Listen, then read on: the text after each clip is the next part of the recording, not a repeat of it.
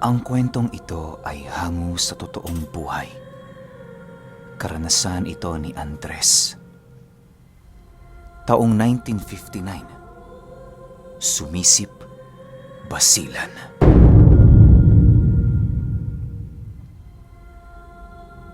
Itong mga panahong ito, kakalipas pa lang ng pagwawakas ng pangalawang digmaan, umusbong ang pangkat na pinamumunuan ni Andres. Isa sila sa mga gerilyang nakibaka sa Basilan sa pag-asang mababago ang paningin ng gobyerno sa katulad nilang mga mahihirap. Bagaman kontra gobyerno ang pangkat ni Andres, hindi sila pumapatay ng taong walang kalaban-laban o di naman kaya'y sundalong sumuko na sa kanilang pangkat. Lahat ng mga sumusuko at nawawalan na ng moral sa digmaan ay kanilang pinapauwi, maipakita lamang sa mga namamahala ang kalinisan ng kanilang layunin. Bagaman kilala ang pangkat ni Andres sa buong Basilan noon, hindi siya nagkaroon ng napakaraming mga kaanib. Iniiwasan niya kasing humikayat ng mga miyembrong aanib sa kanila, gawa ng ayaw niyang makakita ng mga kasama niyang namamatay o di naman kaya'y nawawala ng pag-asa sa buhay dahil sa pinsalang kanilang natamo sa digmaan. Maniwala kayo o hindi, ang grupong pinamumunuan noon ni Ka Andres binubuo lamang ng humigit sa 10 katao na purong nagtataglay ng mga malalalim na karanasan sa gera.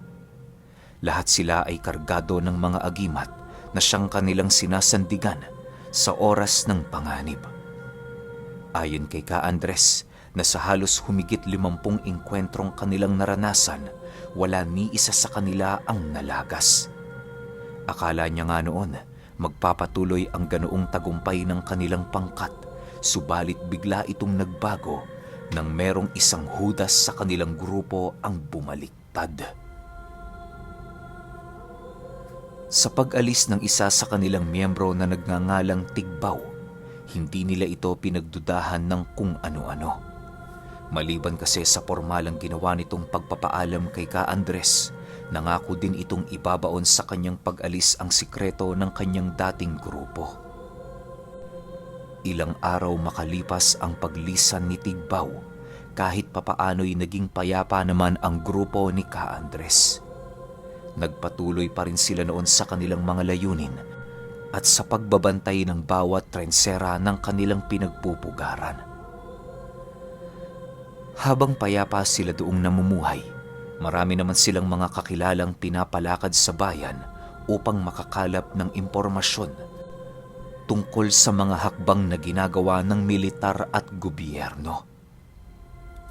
Ka Andres, may nasagap ho kaming balita na magpapadala dito sa Basilan ang punong pangkalahatan ng kaaway nating rebeldeng grupo. Inaasahan namin silang darating sa mga susunod na linggo dito sa pantala ng Basilan. Ano ho ang gagawin natin? Ulat ng isa sa kanyang pinagkakatiwalaang opisyales na nagbabantay sa bayan. Nang marinig naman ni Ka Andres ang sinabi nito, napagpasyahan niyang suriing mabuti ang impormasyong nakalap ng kanyang miyembro. Inaral niya kung gaano karami ang kanilang makakalaban at kung saan ito pansamantalang mamumugaran. Isang araw, habang naglilibot sa bukid sila Ka Andres, nabalitaan nilang dumating na nga ang barkong sinasakyan ng mga rebeldeng nagpapanggap na sibilyan. Siyempre, dahil sa sila ang namumuno sa lugar na yon, responsibilidad nilang pagmasda ng pagbaba nito upang mapag-aralan ang kanilang mga kalaban. Bago pa man dumating ang barko sa pantalan, nakababa at naghihintay ang lahat ng kaanib sa grupo ni Ka Andres. Kahit maraming militar sa lugar na yon, buong tapang pa rin silang dumalo upang mabilang ang dami ng rebelding dayo sa kanilang lupain. Ilang oras pa ang lumipas, doon na nila nasilayan ang napakaraming mga kalalakihan na dahan-dahang bumababa kasama ang kanilang iilang mga pinuno. Karamihan sa mga ito ay merong daladalang malalaking bagahe na para bang may mga armas na nakatago doon. Pagdaan naman ng mga ito sa hanay ng mga militar na nagbabantay, agad naman nilang binuksan ang kanilang mga gamit, ngunit sa kasamaang palad, tila ba nagbulag-bulagan lamang ang puwersa ng gobyerno roon. Ka-Andres, ayon sa ating mga kasama, personal na sundalo ang mga rebeldeng yan ng isa sa mga nakaluklok na politiko dito sa ating lugar. Hindi ko alam kung bakit sila pinapunta rito, pero kahit anuman ang kanilang rason, paniguradong hindi yan magiging maganda para sa katahimikan ng ating grupo. Wika ng isa sa kanyang opisyal. Ganun ba? Mukhang gusto talaga nilang muling maramdaman ang bangis ng ating pangkat. Bueno, pagsabihan mong lahat ng ating mga kasama, meron tayong trabahong kinakailangang gawin. Sagot naman dito ni Ka-Andres. Matapos ang pagbaba ng mga rebelde sa barko, agad naman silang bumalik sa lugar na kanilang pinagpupugaran. Ninais nila noong magsama-sama na sa kanilang paglalakad nang sa gayoy masigurong kumpleto ang kanilang pagbabalik sa pugad. Habang nasa kasagsagan sila noon ng pagbagtas ng daan, bigla naman silang natigilan nang masipat nila ang iilang mga militar na humarang sa daan. Paglapit ng mga ito sa kanila, napagpasyahan nilang manatiling walang imik habang naghihintay ng mga katagang bibitawan ng mga militar. Magandang araw sa inyo mga Ginoo. Maaari bang malaman kung saan kayo pupunta? Bawal kasing dumaan sa bundok na yan. Wika ng isang sundalo. Nang marinig naman ito nila Ka-Andres, dahan-dahan naman nilang pinagmasda ng mga militar at kasabay nito ang mahinahon niyang pagsagot ng, Magandang umaga din sa inyo. Maaari bang maitanong kung bakit pinagbabawalan yung pumasok ang mga tao sa bundok na yan? Matapos itong marinig ng sundalo, agad naman itong inilahad sa kanila ang tungkol sa pangkat ni Ka-Andres na naninirahan sa lugar na yon. Ayon sa mga militar na nakaposisyon sa lugar, inutusan sila ng alkalde sa kanilang bayan na itigil ang pagpapapasok sa lugar na yon ng mga magsasaka o mga grupong kahina-hinala. Ginawa nila ito nang sa gayoy manghina ang grupo ni Ka-Andres at maisipan itong bumaba sa pugad na kanilang kinaroroonan. Nang marinig naman ng pinuno ng mga gerilya ang sinabi ng mga militar, mahinahon itong sumagot ng, Kahit anong gawin ninyo, hindi nyo kami mapipigilan.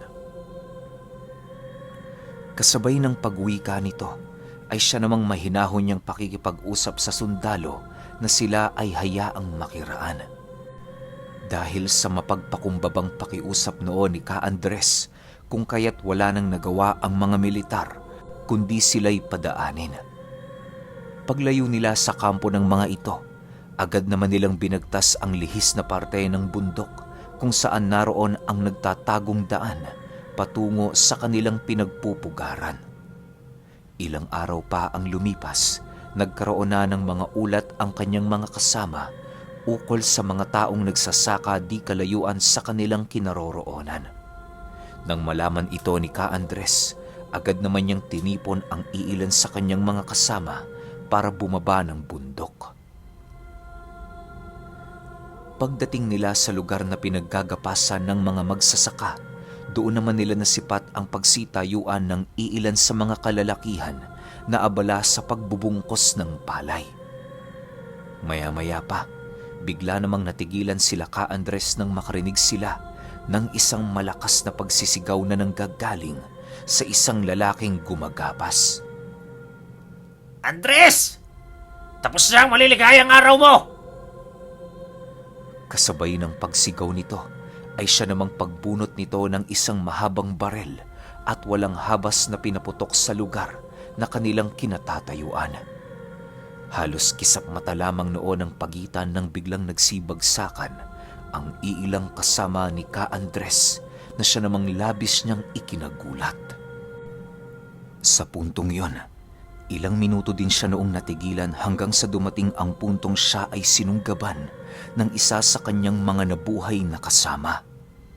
Pagbagsak nila noon sa lupa, agad naman silang gumapang papaloob ng bundok para magtago. Ka Andres, delikado ho tayo rito. Alam ng kalaban ng ating mga lihim. Wala tayong dalang armas, kaya hindi natin sila malalabanan. Bumalik na muna tayo sa ating kuta, nang sa gayoy makahingi tayo ng tulong. Wika ng isa niyang kasama na nagligtas ng kanyang buhay.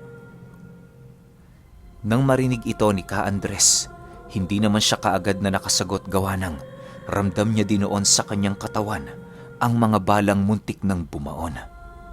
Kung nagkataong malalakas na sumpa ang ibinalot ng mga dayong rebelde sa kanilang armas, maaaring maging siya noon ay malabo ng makaligtas. Maya-maya pa, doon na nga nakabalik ang ulirat ni Ka Andres at kasabay nito ang kanilang paggapang papaloob ng bundok.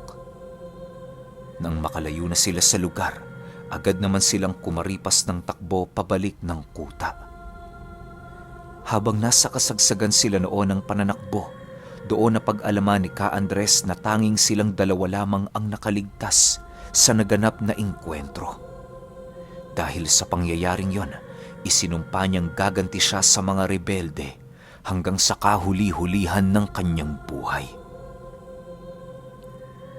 Sa pagdating nila sa kanilang kampo, bigla naman siyang natigilan nang masipat niya ang kanilang mga kubo na nasusunog ng sa hindi malamang dahilan. Paglapit nila doon, bumungad sa kanila ang bangkay ng kanyang mga kasama na nakabulagta na sa lupa. Lahat ng mga ito ay merong tama ng bala sa kanilang mga bungo na para bang malapitan silang pinatay. Habang patuloy nila itong pinagmamasdan, doon niya napag-alamang hindi nakapaglaban ang kanyang mga kasama hanggang sa kahuli-hulihan itong buhay. Matapos niyang makita at maunawaan ang lahat ng nangyari, napaluhod na lamang siya sa lupa habang patuloy na umiiyak. Tinamaya naman siya noon ng nag-iisa niyang kasama para naman kahit papaano'y maramdaman ni Ka Andres na may nagmamahal pa sa kanya. Sa pagsapit ng gabi, naririnig na nila ang iilang taong naglalakad papalapit sa kanilang pugad. Para makaiwas na sila noon sa gulo, ninais na nilang umalis nang sa gayoy magawa nilang mapaghandaan ang mga plano nilang paghihigante. Sa pagsapit ng 12:00 ng gabi, nakababa na sila Ka Andres sa baryo. Agad naman silang umalis doon upang tahakin ang kasunod nitong baryo na siya namang angkop para sa kanilang pamamahinga at pagsasagawa ng kanilang plano. Isang araw makalipas ang trahedyang kinasangkutan nila Ka Andres, pumutok ang balita ukol sa kanyang pagpanaw kasama ang lahat ng kanyang mga opisyal. Bagaman alam nilang wala itong katotohanan, pinili nilang manahimik upang gamitin yon bilang isang pagkakataon para gumanti. Habang abala noon si Ka Andres sa pag-iipon at pagsasaayos ng kanilang mga armas, inutusan niya ang kanyang natitirang kasama na mag-ikot sa baryo para makasagap ng impormasyon ukol sa pagkalipol ng kanilang grupo. Kinahapunan pagbalik nito, agad naman yung lumapit sa kanya at inilahad ang isang katakot-takot na balita. Ka Andres, alam ko na ho kung sino ang salarin sa sinapit ng ating grupo. Pungad na wika ng kanyang kasama pagpasok nito sa kubo na tinutuluyan nila. Nang marinig naman niya ang sinabi nito, agad naman siyang natigilan upang dinggin ang balitang dala ng kanyang kasama. Sabihin mo kaibigan, sino may pakana ng lahat ng ito? Tanong ni Ka Andres. Si Tigbaw ho, Ka Andres. Siya ang nagsiwalat sa mga rebelde ng ating mga kahinaan at ng mga sikreto ng ating kampo. Mahirap mang isipin pero yun ang sinabi ng aking napagtanungan. Sagot naman ng kanyang kasama. Napag-alaman din niya noong isang mataas na opisyal pala si Tigbaw ng pribadong sundalo ng alkalde sa kanilang lugar, na siya namang matagal nang nagpaplano ng pagbagsak ng kanilang grupo. Dahil sa sinabi nito, bigla namang naibalibag ni Ka Andres ang kanyang hawak-hawak na baril dahil sa galit. Maya-maya pa, napagpasyahan nilang dalawa na alamin muna ang kinaroroonan ni Tigbaw bago sila gumalaw. Sa paglipas ng ilang araw na pagmamanman, napag-alaman nila Ka Andres na sa mismong bahay pala ng alkalde ito nanananahan. Nang makuha na nila ang impormasyong kanilang kinakailangan, doon na sila nag-umpisang magkarga ng kanilang mga bakod at puder sa katawan. Sa pagsapit ng nakatakdang araw ng kanilang plano, maraming ginawa sila Ka Andres para maitago ng husto ang kanilang totoong pagkakakilanlan. Nang makabalik na sila sa kanilang dating baryo, doon bumungad sa kanila ang mga taong abala sa saudan at mga sundalong nagpapanatili ng kapayapaan. Kinahapunan noong araw, narating na nila ang tahanan ng alkalde sa lugar kung saan dun sila nagpalipas ng gabi. Ang plano kasi noon nila Ka Andres, magmanman sa buong paligid at patayin ang sinumang kanilang makikita sa lugar. Isinama din nila sa listahan ang alkalde at pamilya nito para maipakita ang galit at hustisya para sa mga pinatay nilang kaibigan at kagrupo. Bale, para hindi sila mahalata ng mga tauhan nitong nagmamanman sa lugar, napagpasyahan nila noong magkubli sa isang burol kung saan merong napakaraming punong nakatirik. Sa pagsapit ng 10:00 ng gabi, doon na dahan-dahang lumapit sila Ka Andres, dala-dala ang kanilang mga pinatalim na lagaraw. Yun ang naisip nilang gamiting sandata, gawa ng napakadali lang para sa armas na yon ang pumatay ng tao. Para sa mga hindi nakakaalam, ang lagaraw ay isang uri ng sundang kung saan meron itong pabalikong dulo na kinaroroonan ng talim nito. Karaniwan itong ginagamit ng mga katutubo sa kanilang pangangaso o di naman kaya'y sa pagputol ng mga puno. Nang marating nila Ka Andres ang pader ng tahanan ng alkalde, agad naman nila itong pinasok ng walang pagdadalawang isip. Pagsilay nila sa isang gwardyang papalapit sa kanila, mabilisan naman niya itong hinawakan sa bunganga at walang pagdadalawang isip na pinugutan ng ulo. Matapos niyang gawin ang bagay na yon, agad naman niya itong isiniksik sa isang sako at iniwang parang basura.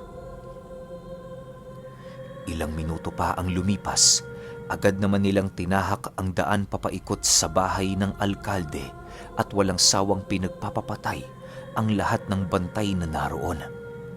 Ni isa sa mga ito ay hindi nagawang makapagpaputok dahil sa talas ng lagaraw na hawak ni Ka Andres.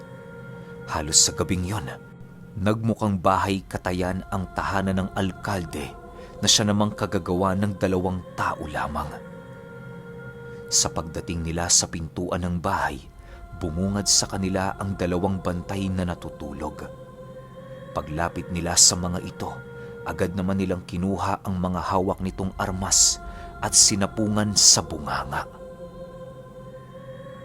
Habang nagpupumiglas ang 2 lalaki, inambahan naman ito nila Ka Andres na pupugutan ng ulo kung hindi kumalma. Nasaan si Tigbaw? Sabihin mo! Bulong ni Ka Andres sa lalaking kanyang hawak-hawak. Nasa loob ho! Pakiusap po niyo akong patayin! Sagot naman ito sa kanya.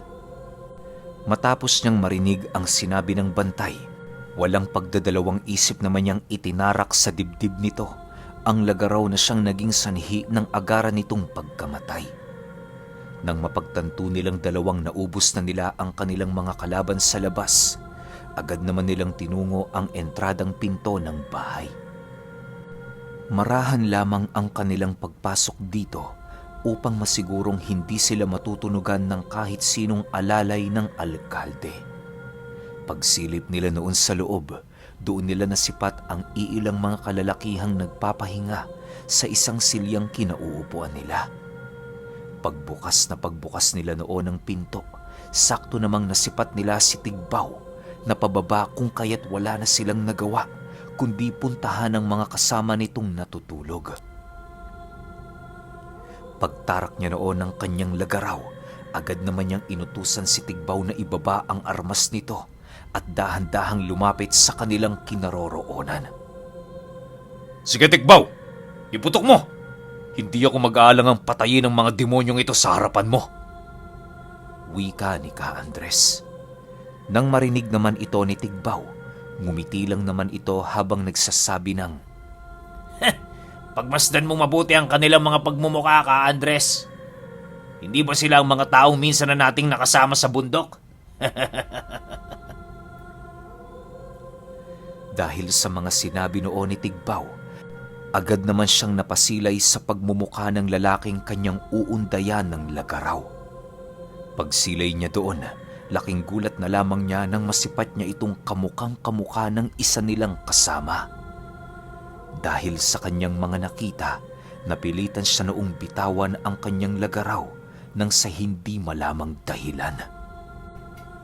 Bagaman hindi siya makapaniwala sa kanyang mga nasisilayan, ramdam niya noon ang pag-atras ng kanyang katawan na sang-ayunan ang kanyang kagustuhan. Maya-maya pa, bigla namang nabaling ang kanyang paningin sa lalaking kanyang hawak-hawak nang marinig niya itong magwika ng, Ginoong Andres, bakit niyo kami papatayin? Ano ho ba ang kasalanan namin sa inyo? Kasabay ng pagwika nito ay siya namang dahan-dahan itong pagngisi na parabang nakakaloko. Matapos itong masilayan ni Ka Andres, agad naman siyang hinatak papalayo ng kanyang kasama dahil sa pagramdam nito ng kakaibang presensya sa buong paligid. Maya-maya pa, laking gulat na lamang nila nang biglang magsituwad ang lahat ng bantay na naroon sa loob ng bahay ng alkalde. Bigla din yung tinubuan ng mga pakpak at mabilisang humaba ang kanilang mga balikat. Umitim din ang kanilang mga balat at kasabay nito ang pagpatay ng lahat ng gaserang nakasindi. Matapos ang mga pangyayaring yon, muling narinig ni Manong Andres si Tigbaw na nagwiwika ng, Ka Andres, kagustuhan talaga naming buhayin ka. Sayang ang taong katulad mo kung hindi mapapasama sa samahang aming binubuo. Mamili ka, makikianib ka sa aming kulto o susunod ka sa iyong mga yumaong kagrupo. Mas mabuting sumunod na lamang ako sa kanila kaysa mapabilang sa inyong mga demonyo. Sagot naman dito ni Ka Andres. Kasabay ng pag-uwika nito ay siya namang pagpapalipad hangin niya ng mga usal sa paligid sa paniniwalang pangkat ng mga aswang ang kanilang kalaban sa lugar. Nang marinig naman ni Tigbaw ang kanyang inuusal, agad naman siya nitong sinunggaban at walang habas na pinagkakakalmot sa buong katawan. Halos ramdam na ramdam niya noon ang pagbao ng mahahaba nitong mga kuko na siya namang labis niyang ininda ng husto. Sa pagpapatuloy ng ganoong kaganapan, buong lakas namang inabot ni Ka Andres ang kanyang lagaraw at walang pagdadalawang isip na itinagas sa katawan ni Tigbaw. Pagbaon ng lagaraw na yon sa katawan nito, agad naman yung napakaripas ng takbo habang patuloy na sumisigaw. Dahil sa ginawa noon ni Ka Andres, kung kaya't nagkaroon ng pagkakataon ng kanyang kasama na patayin ang dalawa pang aswang na nagbabantay sa loob ng tahanan ng alkalde. Nang si Tigbaw na lamang noon ang natira, buong tapang naman itong nilapitan ni Ka Andres at walang awang kinaladkad patungo sa pangalawang palapag. Nasaan ang alkalde? Demonyo kayo? Akala ko mga ordinaryong tao lang kayo. Wika ni Ka Andres habang patuloy niya itong kinakaladkad. Matapos niyang makapagwika, tanging pagsigaw lang naman noon ang nagawa ni Tigbaw habang patuloy itong nagpupumigla sa pagkakahawak ni Ka Andres.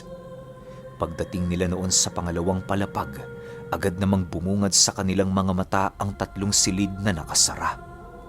Pagbukas nila sa paunang silid na kanilang nakita, laking gulat na lamang nila nang masipat nila ang isang napakatabang lalaki na kawangis ng alkalde. Hindi na muna nila yon pinatay sa kadahilan ng nais nilang unahing kitila ng buhay ang totoong alkaldeng sumira sa kanilang grupo. Sa pagbukas naman nila ng pangalawang silid, bumungad sa kanila ang kawangis ng alkalde na butot balat na at animoy dahan-dahan nang nawawala ng buhay.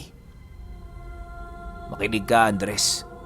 Lahat ng nakikita mo, yan ang totoong pagkatao ng alkaldeng namumuno sa lugar na ito. Sa kagustuhan niyang madaig ang kamatayan, gumamit siya ng paiba-ibang persona para lamang maipagpatuloy ang kanyang buhay. Ang mga rebeldeng pinapunta niya rito bago ko umalis sa inyong grupo, ang unang usbong ng pangkat ng mga aswang na ipapakalat niya sa lugar na ito. Umalis na kayo rito, Andres, sapagkat wala dito ang totoong katawan ng alkalde.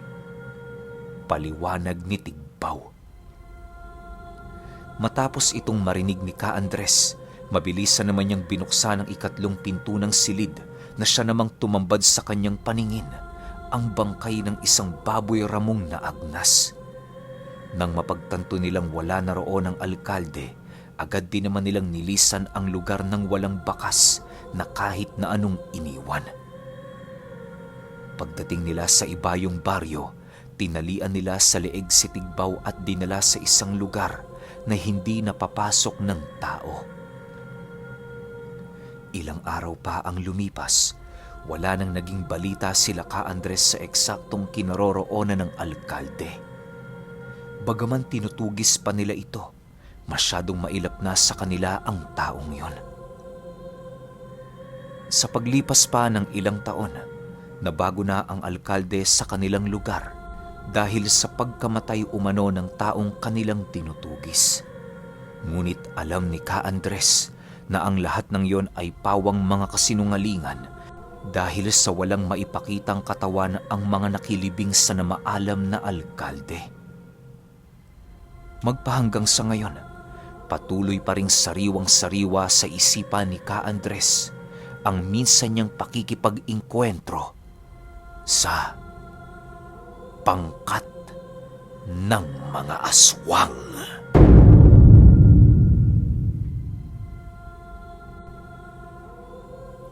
Okay, opinion ko sa kwento. Sa pagkakatanda ko, may ganito na akong naging kwento eh. Pero dun sa kwento na yun, alam ko na patay nila yung alkalde. Bakit kaya ganun? Karamihan sa mga alkalde, aswang, no? Paano kaya? Dahil siguro sobrang yaman nila. Kasi alam naman natin sa Pilipinas na kapag eleksyon, ubusan ng yaman yan eh. Siguro pwedeng ganun eh, no? Na nagbenta muna to ng marami, niluklok niya yung sarili niya bilang alkalde, nanalo siya. Tas parang ang hinahangad lang naman ng alkalde na to, hindi siya mamatay. Kaya gusto niya sigurong maging aswang. Yun lang yung nakikita ko sa takbo ng kwento. Yun yung magiging opinion ko. Pero kayo, kung may opinion kayo sa kwentong ito, comment nyo lang sa baba. Yun lang. Hanggang sa susunod na kwento. Salamat.